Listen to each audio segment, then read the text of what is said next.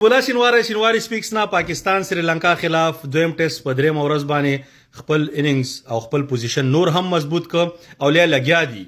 ډیکلیریشن دغه نه کوي هغه چې په تابوت باندې اخیری میخ وروهی کنه هغه کار کوي مطلب کوشش کوي چې د لیډ ولور کې چې 400 ک سريلانکا مکمل ورځ بیټینګ مو کوي او چرته تیز بیټینګ وکي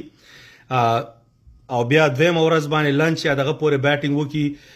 کېدای شي پاکستان ته څه ټارګټ ورکړي که وختي ډیکلیئر کړی وای په 2.5 لیډ کې او سريلانکا سکور کړی وای پریشر به په پاکستان وای اوس پاکستان غواړي چې ایټس داسې سچویشن نه بس همدغه یو بیټینګ وکړي او 2 ورځې زما په نظر نن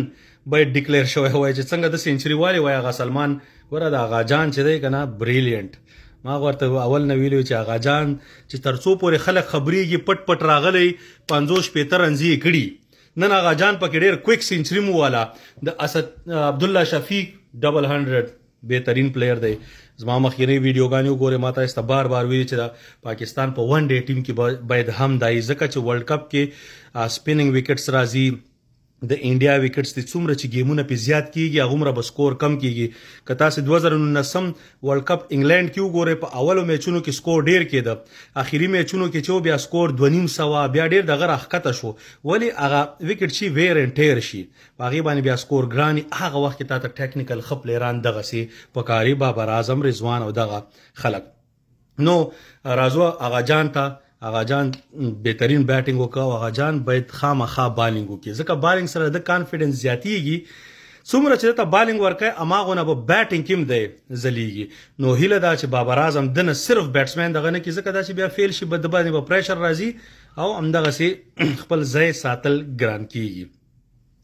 بل ښه کار دا شو زموږ فیورټ محمد رضوان سرفراز ته د الله ښه صحت ورکړي ولګېده او بیا آوټ سو رضوان راغی 37 نټ آوټ باندې ولیاړ دی زما په نظر باندې یا په 37 لیا سکور